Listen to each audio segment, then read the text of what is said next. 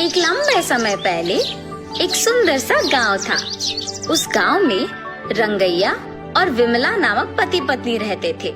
रंगैया को उसके पिता का दिया हुआ एक खेत था। वो उसी में खेती करके फसल उगाता था। वो एक सुनहरा गर्मी का मौसम था।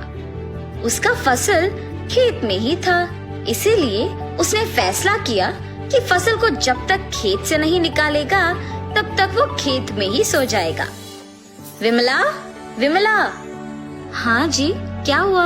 आज से जब तक फसल मेरे हाथ में नहीं आएगा ना, तब तक मैं खेत में ही सो जाऊंगा। ठीक है जी, ख्याल रखिए। ऐसे रंगैया उसके खेत में सोने जाता है। गर्मी की मौसम होने पर खेत में ठंडी हवा चल रही थी और वो आराम से सोता है। आधी रात को अचानक पायल की आवाज सुनाई देने पर वो जाग उठता है। चारों ओर देखता है और कोई ना दिखने पर वापस सो जाता है। थोड़ी देर में वापस उसे पायल की आवाज सुनाई देने पर डर के मारे जाग उठता है। हाँ, यहाँ तो कोई नहीं है, तो फिर ये पायल की आवाज कहाँ से आ रही है? ऐसे जब चारों ओर देखता रहता है तो पायल की आवाज फिर सुनाई देती है। तब उसे एक परछाई पीछे दिखती है तो उस तरफ मुड़ता है। दिखने में भयानक एक भूत उसके सामने आके खड़ी हो जाती है। उसे देख, बाप रे, भूत भूत! ऐसे डर के मारे चिल्लाते हुए बिना पीछे मुड़े घर की ओर भागने लगता है। वो भूत सिर्फ आधे रास्ते तक उसका पीछा करती है। जल्दी से भाग के घर पहुंच जाता है। विमला, विमला, जल्दी दरवाजा खोलो, भूत मेरा पीछा कर रही है। ऐसे जोर से दरवाजा खड़खड़ाता है। अपने पति की आवाज सुनकर विमला जल्दी से दरवाजा खोलती है। तुरंत रंगैया अंदर आके दरवाजा बंद करके कांपने लगता है। क्या हुआ जी, क्यों डर रहे हो? तब वो जो भी हुआ उसे बताता है। भूत क्या सच में होता है जी? आप नींद में खुद की परछाई देख डर गए होंगे। कुछ मत सोचिए और सो जाइए। ये कह के चली जाती है। उसकी पत्नी उसके बातों का यकीन ना करने पर वो कुछ नहीं कह पाता है और चुप रह जाता है। क्या मेरी पत्नी सही थी? मैं क्या अपने ही परछाई से डर गया? लेकिन मैंने तो उस भूत को मेरे सामने खड़े होते देखा है। ऐसे सोए बिना पूरी रात सोचते ही रहता है। खेत में फसल के बारे में छोड़कर डर के मारे बेचारा घर पे ही रहता है।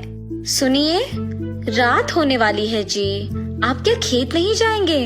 अगर मैं अपनी पत्नी से कहूँगा कि मुझे खेत जाने से डर लग रहा है तो न जाने वो मेरे बारे में क्या सोचेगी।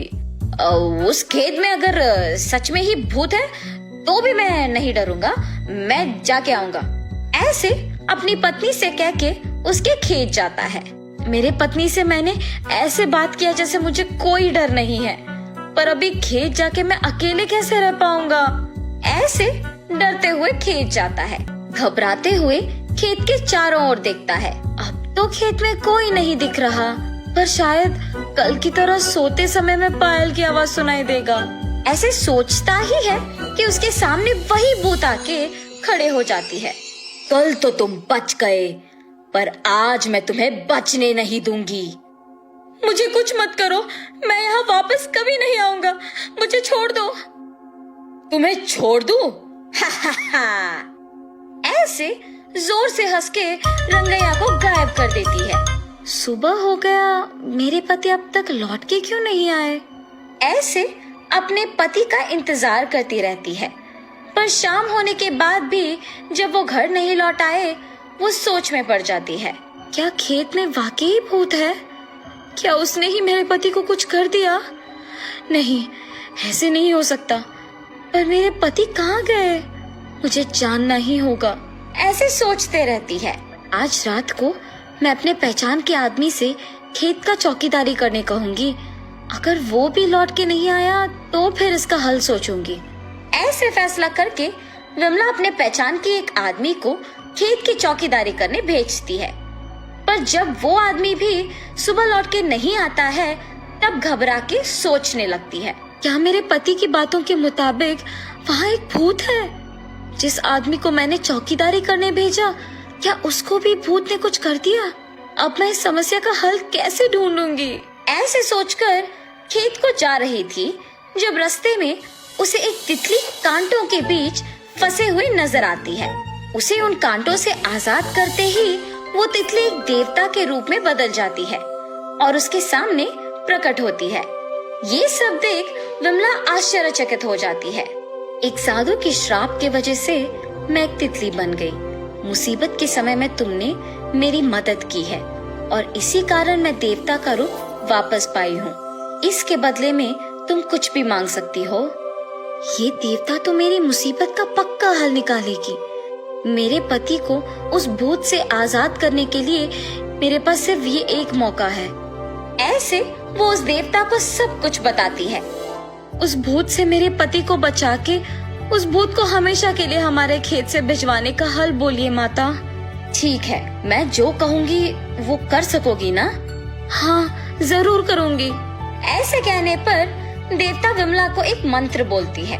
मैंने जो मंत्र कहा है वो तुम्हें उस भूत को देखने के तुरंत बाद अपनी आंखें बंद करके मन में कहना होगा। तब वो भूत तुम्हें छोड़ के चली जाएगी और उस भूत से तुम छुटकारा पा सकोगे। ऐसे कहने पर वो खुशी से अपने खेत जाके रात होने तक वहीं रुकती है। आधी रात को उसे अचानक पायल की आवाज सुनाई देती है। कहीं से तो पायल की आवाज आ रही है। भूत को देखते ही मुझे उस मंत्र को कहना होगा। ऐसे सोचते ही कुछ दूरी में उसे एक परछाई दिखती है। उसी तरफ मुड़ने पर वो भूत उसके सामने आकर खड़े हो जाती है। उस भूत को देखते ही वो अपने मन में उस देवता के द्वारा दिया हुआ मंत्र अपने मन में कहती है। उससे वो भूत गायब हो जाती है। अपने पति के साथ ही वो चौकीदार भी आजाद हो जाते हैं।